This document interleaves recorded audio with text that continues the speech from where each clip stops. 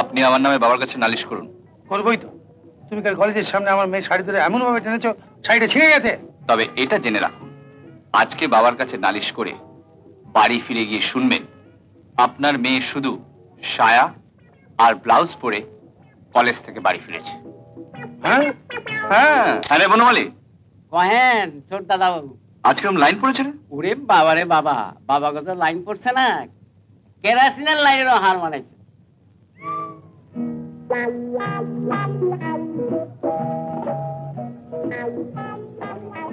বনমালী শোন, বলেন আবার কি হইল?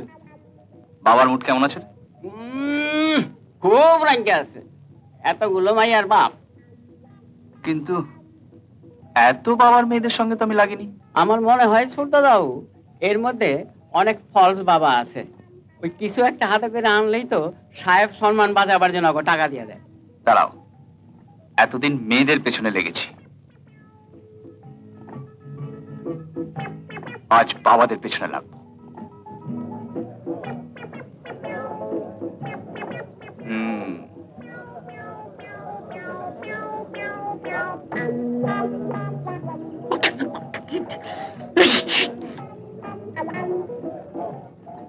আপনি আমার নামে বাবার কাছে নালিশ করুন। করবোই তো। তুমি কাল কলেজের সামনে আমার মেয়ে শাড়ি ধরে এমন ভাবে টেনেছো, শাড়িটা ছিঁড়ে গেছে। ছিঁড়ে গেছে? হ্যাঁ ছিঁড়ে গেছে না? হ্যাঁ, এই তো আমি সঙ্গে নিয়েছি। ঠিক আছে, নালিশ করুন, শাড়ির টাকাও নিয়ে যান। তবে এটা জেনে রাখুন, আজকে বাবার কাছে নালিশ করে বাড়ি ফিরে গিয়ে শুনবেন আপনার মেয়ে শুধু সায়া আর ব্লাউজ পরে কলেজ থেকে বাড়ি ফিরেছে। হ্যাঁ হ্যাঁ শুধু সায়া আর ব্লাউজ পরে? হ্যাঁ, আমি এক্ষুনি আপনার মেয়ের কলেজের সামনে যাব। ও যেই কলেজ থেকে বেরোবে আমি সকলের সামনে ওর শাড়িটা টেনে খুলে দেবো। ওরে বাবা, কি ডাকাত ছেলে! যান, নালিশ করুন, এক্ষুনি আপনার ডাক পড়বে।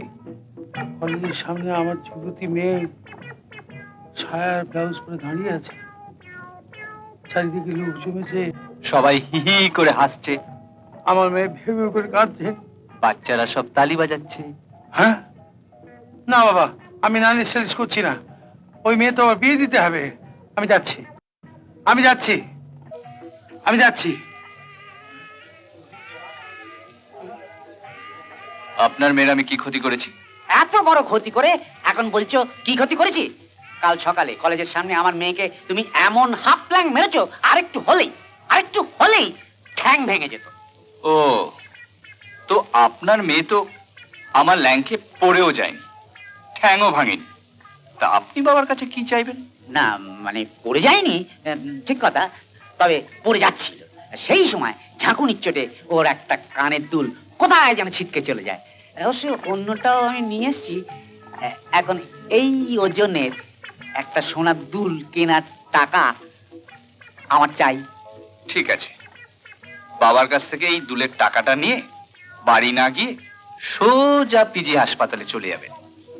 ওখানে গিয়ে একটা বেড বুক করে ওয়েটিং রুমে বসে অপেক্ষা করবেন।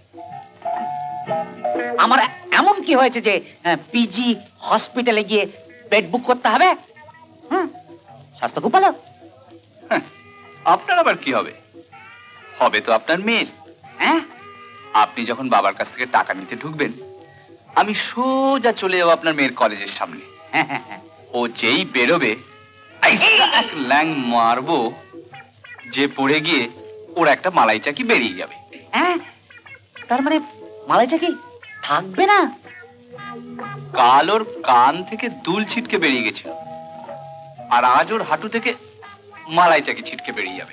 হ্যাঁ, মালাই চাকি নেই, তার মানে হাঁটু আছে আর মালাই চাকি নেই। যা, এমন করে না, দুষ্টু অসভ্য মিষ্টি কোত্তাকার, এরকম করে না। আজ যেমন আপনি পকেটে করে ওই দুলটা নিয়ে এসেছেন, কালকে হাসপাতাল থেকে ডাক্তারকে বলে ওর একটা মালাই চাকি খুলে শাল পাতায় করে নিয়ে আসবেন। বাবা ডাক্তারকে ফোন করে মালাই চাকির দামটা জেনে আপনাকে দিয়ে দেবে। ওরে বাবা, তার মানে আমার মেয়ের মালাই চাকি থাকবে না? বাজারে তো আর মালাই চাকি কিনতে পাওয়া যায় না। আমার মেয়ে বিয়ে দেবো কি করে? ল্যাংড়া মেয়ে।